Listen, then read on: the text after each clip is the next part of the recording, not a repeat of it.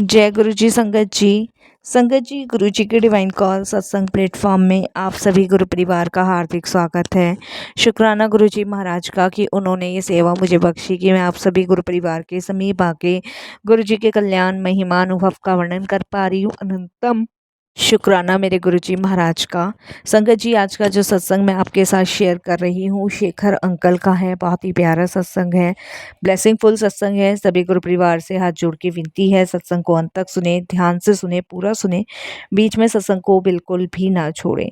संगत जी, जब हम सत्संग को अंत तक सुनते हैं, ध्यान से सुनते हैं, पूरा सुनते हैं, तो गुरु जी की अपार ब्लेसिंग्स हमें प्राप्त होती है। इसलिए मैं हर सत्संग में आप सभी से रिक्वेस्ट करती हूँ कि सत्संग को अंत तक सुने, ध्यान से सुने, पूरा सुने और गुरु जी की ब्लेसिंग्स प्राप्त करें।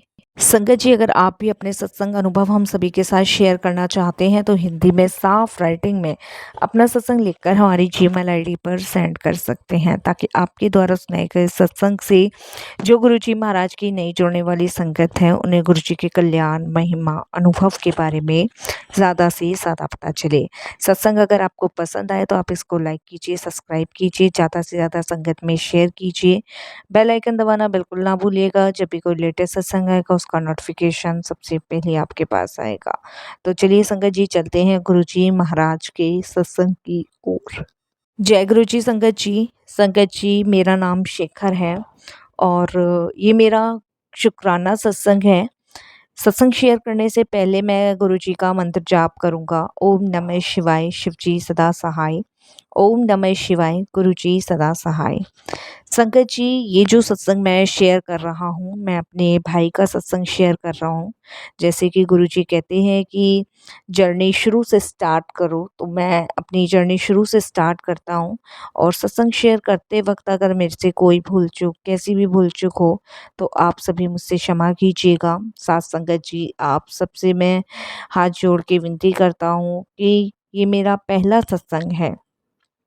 अगर सत्संग में कोई भी गलती भूल चूक हो तो मैं आप सभी से भी माफ़ी मांगता हूँ और अपने गुरु पा से भी, क्योंकि जितने भी गुरु परिवार की संगत है वो मेरे लिए सभी भोलेनाथ के गण हैं। ब्रह्मा विष्णु महेश के रूप में मैं आप सभी संगत को पूजता हूँ। और अपने सत्संग शेयर करने से पहले आप सभी का भी मैं बहुत बहुत शुक्राना करता हूँ कि आप सभी के सत्संग से जो मैं सुनता हूँ मुझे काफ़ी मेरा मार्गदर्शन होता है, काफ़ी मुझे हिम्मत मिलती है, पॉजिटिविटी मिलती है। बाकी जो भी करने कराने वाले हैं वो तो गुरु जी हैं। इन सभी चीज़ों के लिए गुरु जी का अनंतम शुक्राना और साथ संगत जी आप सबका भी। संगत जी, गुरुजी से करीबन मैं 1.5 साल पहले जुड़ा था और सबसे पहले संगत जी मैं ही गुरुजी से जुड़ा था। खैर संगत जी, मैं क्या जुड़ा था, गुरुजी ने मुझे जोड़ा था। कहते हैं ना कि हमारी तो कोई औकात नहीं है कि हम भगवान से जुड़ पाएँ, क्योंकि ईश्वर ही हमें अपने से जोड़ता है। तो वो संगत जी, मेरा भाई करीबन 2-2.5 साल से बीमार था और संगत जी बीमारी इस कदर बढ़ती चली जा रही थी कि उसके बचने की भी उम्मीद नहीं थी, क्योंकि संगत जी उसके लंग्स में पानी भरता था और संगत जी पेट में उसके अल्सर था, जिसके कारण संगत जी वो ये समझ लीजिए कि बेड से भी नहीं उठ पाता था। मैं बहुत परेशान था। संगत जी, कभी-कभी तो ऐसा लगता था कि सारे दुःख का पहाड़ जो भी है वो मेरे भाई के ऊपर ही आ गया है और उसे ही भोगना है। क्योंकि संगत जी एक बीमारी ठीक होती थी और दूसरी उसको फिर से हो जाती थी। संगत जी सबसे छोटा भाई था और मेरा सबसे लाडला भाई था, क्योंकि मम्मी पापा के जाने के बाद मैंने ही उसको पाला पोसा था, तो मेरे बच्चे के बराबर था। मैं हर हॉस्पिटल हर जगह उसको दिखा के आया, लेकिन कहीं भी उसको आराम कहीं भी नहीं लगा। मैंने संगत जी आयुर्वेदिक दवाइयों से भी उसका इलाज करवाया है, बट कहीं भी रिलीफ नहीं मिला। संगत जी फिर किसी ने मुझे बोला कि इनके ऊपर कुछ ऊपरी है, आप उस चीज़ को और दिखाओ। तो संगत जी मैंने उस चीज़ के लिए भी ट्राई किया। मैं आपको बताऊं, मैंने हवन भी करवाए, पंडितों के पास गया, जोशियों के पास गया, सबने सब कुछ उपाय किए, पर संगत जी मेरा भाई वैसे का वैसा। धीरे धीरे कंडीशन उसकी और बिगड़ती चली जा रही थी। इतनी कंडीशन संगत जी उसकी बिगड़ती चली जा रही थी कि मैं आपको बता नहीं सकता कि उसकी धीरे धीरे आवाज़ चली गई। संगत जी वो गले से एक शब्द भी नहीं बोल पा रहा था और ना ही शरीर उसका उठ रहा था। संगत जी इवन तक पॉटी और टॉयलेट उसका बेड पे ही होता था, वो बेड से खड़ा भी नहीं हो पा रहा था। मैं बहुत परेशान था, चिंता में था, मेरा किसी काम में मन नहीं लगता था। संगत जी, अपने भाई को पालने के चक्कर में मैंने शादी भी नहीं करी थी, मैं आपको बताऊँ, क्योंकि मेरे को यही लगता था कि मेरी अगर वाइफ़ आएगी मेरी शादी होने के बाद तो वो प्यार मेरे भाई को नहीं दे पाएगी जो मैंने दिया है। क्योंकि जब मेरे पेरेंट्स गए थे तब मेरा छोटा भाई सिर्फ़ 3 साल का था। तो मुझे बहुत ज़्यादा लगाव अपने भाई से था, तो इस चक्कर में मैंने अपना सारा जीवन अपने भाई को समर्पण किया, उसी की देखभाल में रहा। और संगत जी उसको कोई तकलीफ़ ना हो, दुःख ना हो, कोई भेदभाव ना हो, इसलिए मैंने शादी भी नहीं करी, क्योंकि मुझे यही लगता था संगत जी अगर मैंने शादी करी तो कल को मेरे भी बच्चे होंगे, मेरी वाइफ़ भेदभाव करेगी, क्योंकि मुझे अपने ऊपर तो ट्रस्ट था बट अपनी वाइफ़ पे बिल्कुल नहीं था। तो इसलिए मैंने संगत जी शादी नहीं करी और अपना पूरा जीवन अपने भाई को पालने-पोसने में लगाया। लेकिन 2.5 साल से संगत जी मेरा भाई इस कदर बीमार पड़ा कि मुझे समझ ही नहीं आया कि मैं क्या करूँ? कैसे बचाऊँ? दिन-रात मैं ईश्वर से यही प्रार्थना करता था कि मेरे प्राण इसको दे दो और इसकी सारी दुःख बीमारी मुझे दे दो। बट वो कहते हैं ना संगत जी कि हमें अपने कर्म खुद ही भोगने पड़ते हैं। मैं हर जगह गया हूँ संगत जी, कोई ऐसी जगह नहीं है जहाँ मैं नहीं गया अपने भाई के लिए। गुरुद्वारे, मंदिर, मस्जिद, यहाँ तक कि संगत जी तंत्र क्रिया वालों के पास भी गया, हवन, पूजा-पाठ सब किया मैंने, सब कुछ किया। यहाँ तक कि संगत जी मैं केदारनाथ जाके भोले बाबा का जल लेकर आया, अमरनाथ भी गया, वहाँ भी दर्शन करके आया। बट संगत जी कोई भी रिलीफ नहीं। थक चुका था, बहुत बुरी तरीके से थक चुका था, किसी काम में मन नहीं था, जितना सेविंग्स का पैसा था सब लगा चुका था। इवन तक संगत जी मैंने अपने 2 घर भी अपने भाई के लिए बेच दिए थे कि इसे मेरे को बचाना है, कैसे भी बचाना है। बट वो कहते हैं ना संगत जी कहीं न कहीं जब हम सच्चे हृदय से ईश्वर को याद करते हैं ना, तो वो हमारी पुकार सुनते हैं। तो उस समय संगत जी गुरुजी ने हमारा हाथ थामा और गुरुजी ने हमें अपने से कैसे जोड़ा वो मैं आपको अपने सत्संग में शेयर कर रहा हूँ। संगत जी जिस हॉस्पिटल में मेरा भाई एडमिट था उसमें एक नर्स थी पूनम आंटी। तो वो अक्सर जब भी मेरे भाई को दवाई मेडिसिन्स वगैरह देने आती थी तो वो अक्सर मुझे रोता हुआ देखती थी, क्योंकि मैं बता रहा हूँ संगत जी कि मेरे लिए मेरा भाई सब कुछ था और उसकी हालत मुझसे देखी नहीं जाती थी। तो वो जब भी मुझे रोते हुए देखती थी तो वो अक्सर मुझसे यही पूछती थी कि अ, आप रो क्यों रहे हो? तो संगत जी जब इस तरीके से बात होने लगी तो थोड़ी मैंने उनको चीज़ें बताई। तब उन्होंने मुझे कहा कि आप बड़े मंदिर क्यों नहीं जाते? गुरुजी के वहाँ जाइए और वहाँ आप दर्शन करके आइए और वहाँ का जल प्रसाद, लंगर प्रसाद कराइए, अगर आपको बुरा ना लगे, अगर कोई ऐतराज़ आपको ना हो तो। तो संगत जी मैंने कहा बड़े मंदिर, तब उन्होंने कहा देखिए मैं ज़्यादा तो आपको नहीं बता पाऊँगी क्योंकि अभी मेरा ड्यूटी टाइम है और ज़्यादा मैं बात नहीं कर पाऊँगी। तो आप जो है मेरा कॉन्टैक्ट नंबर ले लीजिए और जब भी आप फ्री हो तो मुझे कॉल कर लीजिएगा। तो देखिए संगत जी गुरुजी कोई ना कोई माध्यम बना ही देते हैं। नहीं इतना बड़ा हॉस्पिटल था सर गंगा राम और संगत जी बहुत सारे पेशेंट्स थे और नर्स की काफ़ी नर्सें थी, काफ़ी जगह ड्यूटी लगी थी, तो मेरे को ही उनको ऐसा क्यों कहना था और ऐसे कोई भी नर्स अपना नंबर एक्सचेंज नहीं करती और संगत जी मैं उनको नंबर लिख कर देता हूँ अपना और वो अपने फ़ोन से मुझे मिस्ड कॉल मारते हैं और संगत जी फिर उसके बाद मैं उनको शाम के टाइम उनकी ड्यूटी संगत जी 5 साढ़े 5 बजे ख़त्म हो गई थी, उन्होंने बताया था। तब मैंने 6 बजे के आस-पास उन्हें कॉल किया। तब उन्होंने मुझे बताया कि आपके भाई ठीक हो जाएँगे, आप गुरुजी के पास जाओ, वहाँ लंगर प्रसाद करवाओ और बहुत सारी चीज़ें उन्होंने गुरुजी के बारे में बताई और उन्होंने कहा कि मैं आपको एक लिंक शेयर कर रही हूँ, आप गुरुजी का सत्संग सुनो और मंत्र जाप चलाओ अपने भाई के पास। तो संगत जी लिंक शेयर किया तो उन्होंने मुझे एक छोर पकड़ा दिया था गुरुजी ने सत्संग का। संगत जी बस मैंने सत्संग सुनने शुरू कर दिए, मंत्र जाप करने शुरू कर दिए। मुझे मेरे काफ़ी सारे सवालों के जवाब मिले, काफ़ी आंसर मिले। अब संगत जी मुझे गुरुजी के पास जाना था। कैसे जाऊँ? संगत जी मैंने गूगल पर सर्च करना शुरू किया और संगत जी मैं गुरुजी के दरबार वहाँ पहुँच गया। देखिए कितनी बड़ी लीला गुरुजी ने करी। मुझे लोटे के बारे में नहीं पता था संगत जी, बिल्कुल भी मुझे लोटे के बारे में नहीं पता था। जब संगत जी पहली बार बड़े मंदिर गया, वहाँ का माहौल देखा, वहाँ चीज़ों को देखा, तो संगत जी थोड़ा-सा घबराहट हो रही थी अंदर जाने में, लेकिन फिर भी हिम्मत करा कि भाई के लिए जाना है, अपने बच्चे के लिए जाना है।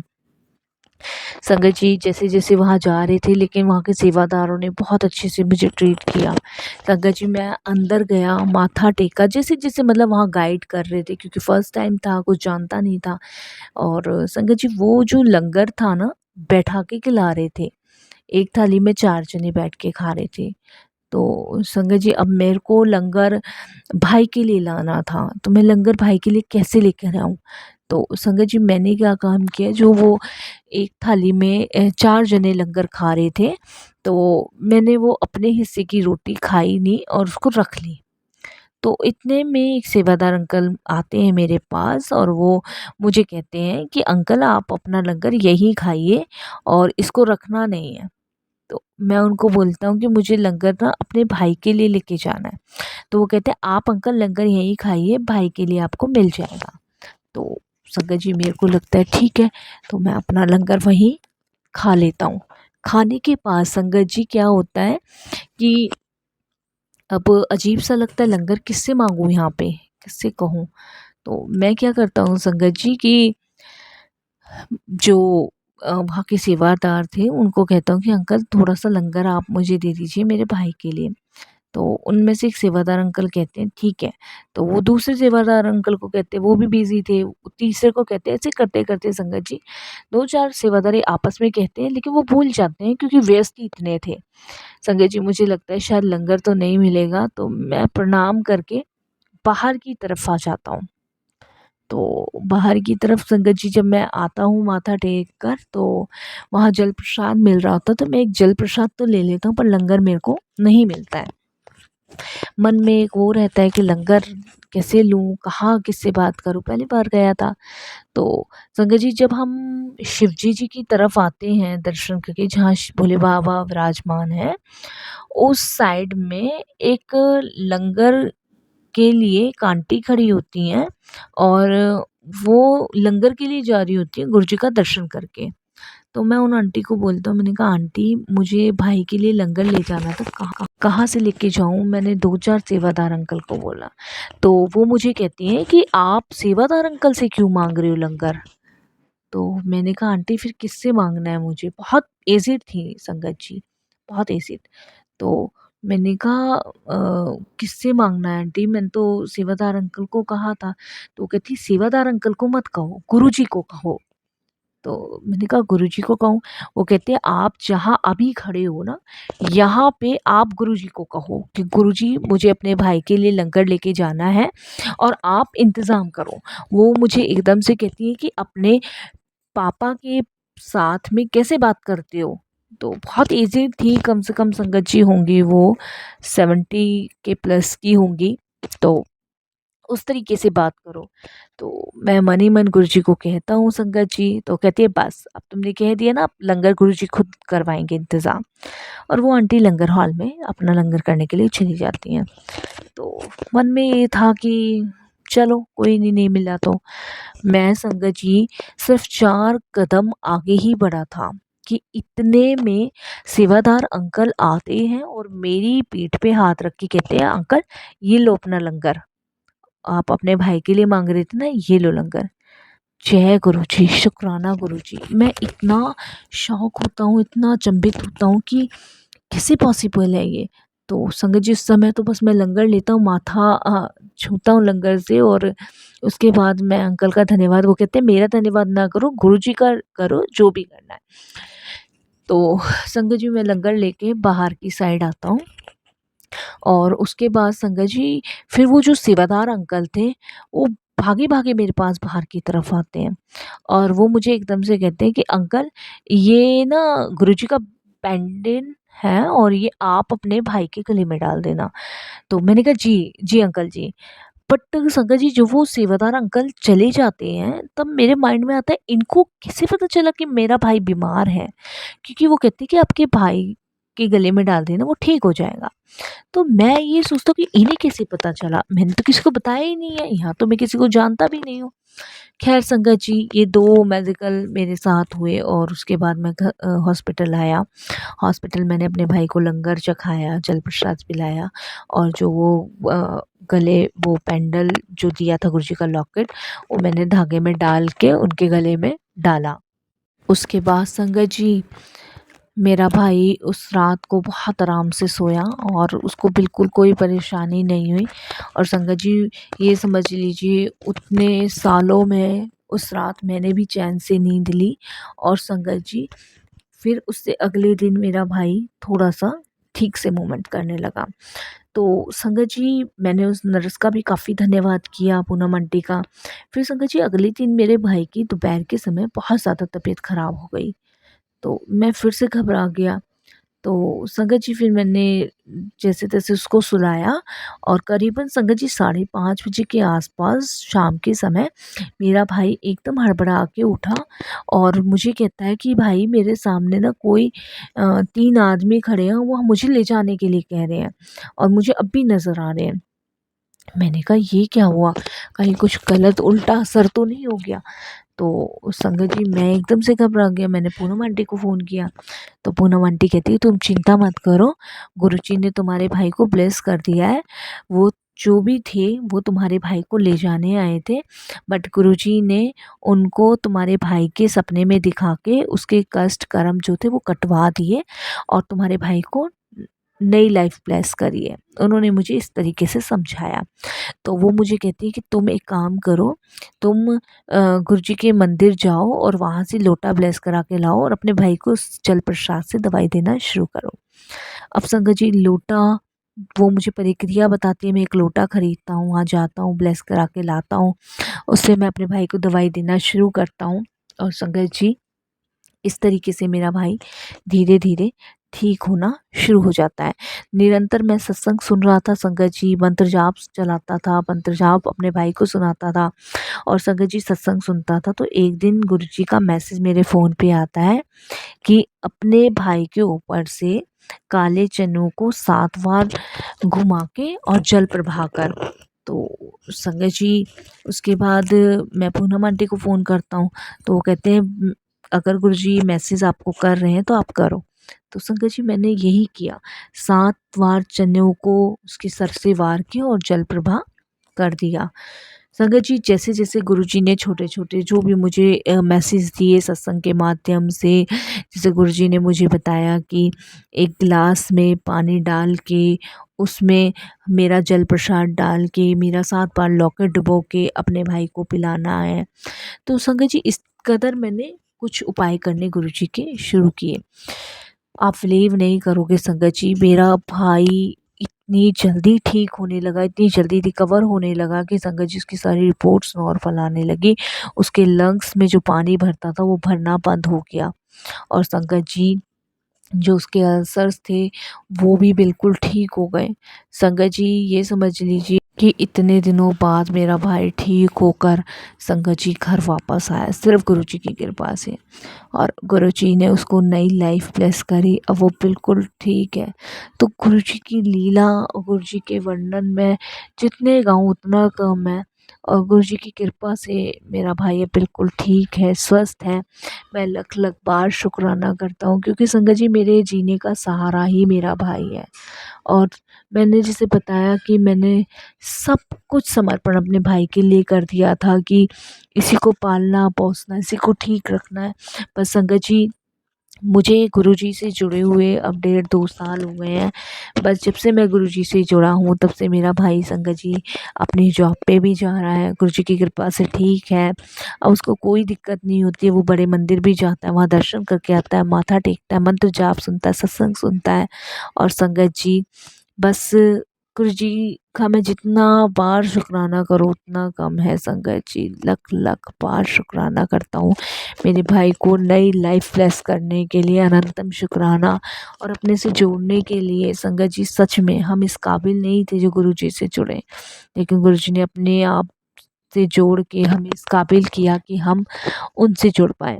सच मानिए संगत जी, किसी डॉक्टर के पास कोई दवाई खाने की ज़रूरत नहीं, सिर्फ एक बार सच्चे हृदय से गुरु जी को याद करके उनका लंगर प्रसाद, जल प्रसाद चख लीजिए, उनके जल प्रसाद से स्नान कर लीजिए, आप सभी बीमारियों से मुक्त हो जाएंगे।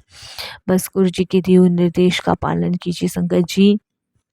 डॉक्टर की डॉक्टरियाँ भी गुरुजी महाराज फ़ेल कर देते, क्योंकि संगत जी दवाई भी जब असर करेगी जब गुरुजी महाराज जाएँगे। तो गुरुजी के लंगर में ही इतनी शक्ति, इतनी ताकत है कि वो हमें पता नहीं कितने रोगों से मुक्त करती है। संगत जी, सत्संग सुनने से हमारे अनेकों कष्ट ख़त्म होते हैं, तकलीफ़ें ख़त्म होती हैं, हमें नहीं पता, ये सिर्फ़ गुरुजी को पता है। संगत जी, इसलिए सत्संग सुनना चाहिए, गुरुजी के दिए हुए मैसेज को समझना चाहिए कि गुरुजी किस तरफ इशारा कर रहे हैं, गुरुजी क्या बताना चाह रहे हैं, वो हमारे कौन से कर्म काट रहे हैं, वो मैसेज देके हमें किस तरफ इशारा कर रहे हैं, कौन सी आने वाली परेशानी से बचा रहे हैं, कौन सी मुसीबत से हमें गुरुजी महाराज बचा रहे हैं। बस संगत जी, ये एक छोटा सा सत्संग था मेरे भाई का, और मैंने फ़र्स्ट टाइम शुक्राना किया है। इससे पहले मैंने कभी गुरुजी का सत्संग ऑनलाइन शेयर नहीं करा है। कोई भूल चूक हो, कैसी भूल चूक हो, मुझे माफ़ कीजिएगा। मंत्र जाप के साथ वाणी को विराम देता हूँ। ओम नमः शिवाय। शिव जी सदा सहाय।